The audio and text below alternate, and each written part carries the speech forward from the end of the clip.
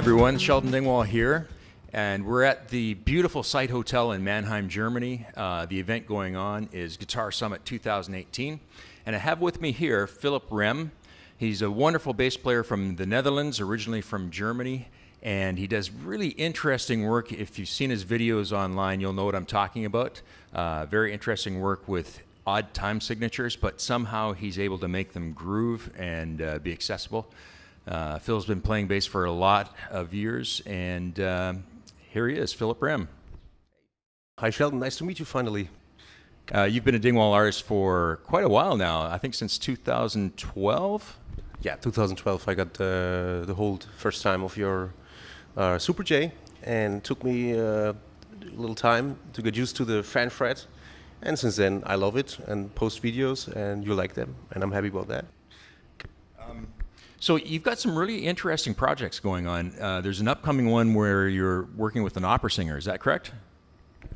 Yeah, that's correct. It's because I, beside loving playing bass, I also love to produce and create beats and, you know, like play around and juggle around with beats. Also, as you mentioned, with some interesting time measures and stuff.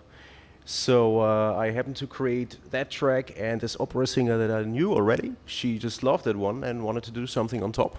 She did some great stuff on it, and I'm curious when it comes out.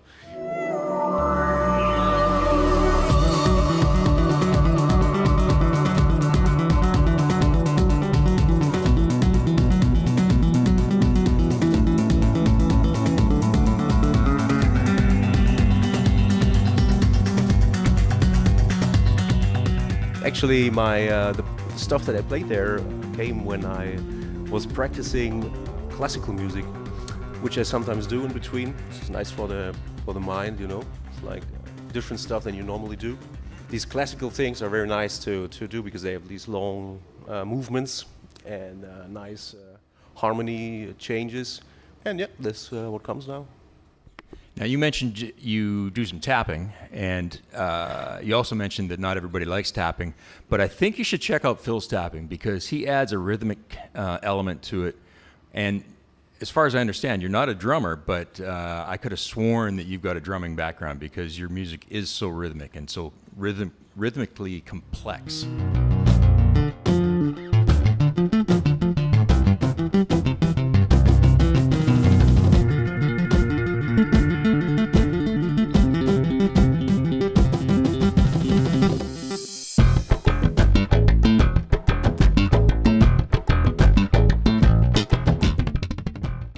Most beats are, well, they're 4/4, and then you would subdivide a beat in each of the beats in 2 or 3 or 4. That's like basically what we do. But what if you like take one beat and divide it into 3 and the next one into 4 and alternate that?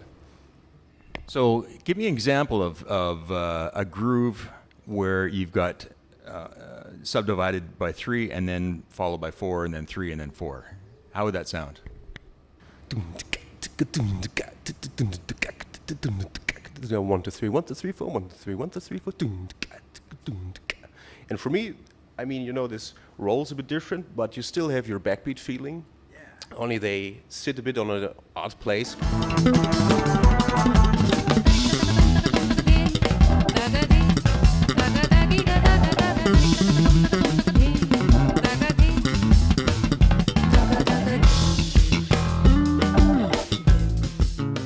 I did not really learn that beat by thinking it out in that way as I described it now. I more got to this beat because I had to learn it for a gig that I had.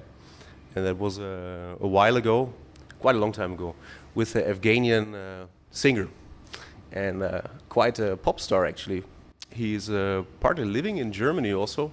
And we did 2 or 3 gigs. And I had to learn his latest hit. And it was indeed in that feeling. And at that time I was not aware of that stuff how I showed it now. The great experience was to stand on the stage and then see like 3,000-4,000 of his fans jumping and clapping in this feeling. This 1 2 3 1 2 3 4. And they did not count, of course, they just, I mean, you know, it was just normal for them. They were jumping in this. What's the name of the video? That song that I specifically mentioned now is pretty old, already 10 years old, but the singer was called Vali. You write it V-A-L-Y. And the song was called Bia 2. Okay, so you mentioned that you're playing your Super J. What do you like about the Super J? I wanted to have jazz bass. It was pretty clear for me because for the stuff that I do, I like the jazz bass the most. I like just 4 strings. You know, that's good for the percussive playing, and you have it easy with dampening, and also for the slap stuff that I do. That's very nice. Plus, also the sound approach of this model is my favorite, and your version of it was just for me like also really mind blowing because it was like wow. First, I took it in the hand, and already before that, I got aware of the frets. I felt amazingly good to hold it, and it was amazingly worked out. Everything felt like before I started playing the fan frets already really good, and also like the sound. It is a jazz bass, but it has its own character, and for the stuff that I do, it just fitted. So. Right. Yeah.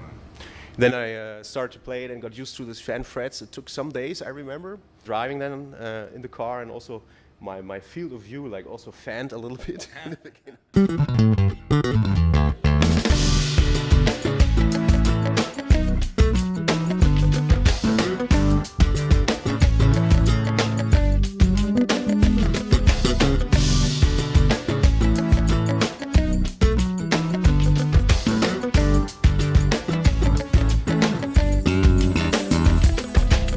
I forgot to mention you also have recorded work out there. So you have wonderful videos, worked with amazing other musicians and artists, and then you also have your recorded projects, plus your book coming out. Where can people find out more information and see your work and listen to your work? Well, you can of course go to my website. That's philipprehm.com. And I try to keep it updated as possible, as much as possible. But there's quite a lot of content on there, and actually all the links also to all the social media profiles.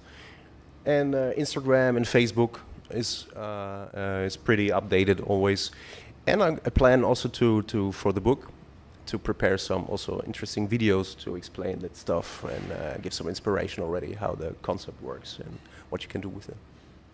Very cool. Well, this is Sheldon Dingwall with Philip Rehm, and we're at Guitar Summit 2018. Thanks very much.